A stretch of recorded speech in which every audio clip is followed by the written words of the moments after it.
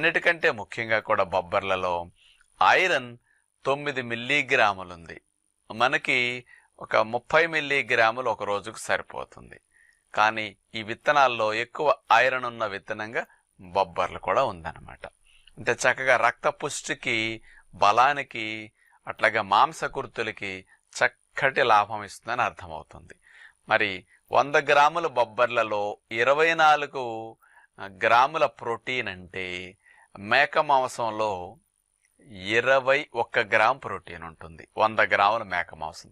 చేపల్లో 15 గ్రాములు, 18 గ్రాములు, 20 గ్రాములు, అట్లా 10 గ్రాముల ప్రోటీన్ రకరకాలను బట్టి, చేపలను బట్టి మారుతూ ఉంటుంది ప్రోటీన్. కోడి మాంసంలో 24, 25 గ్రాముల ప్రోటీన్ ఉంటుందన్నమాట 100 గ్రాములు తీసుకుంటే. బొబ్బర్లలో సేమ్ చికెన్ వల్లే 24-25 గ్రామ్స్ ప్రోటీన్ అన్నమాట. మరి తక్కువ ఖర్చులో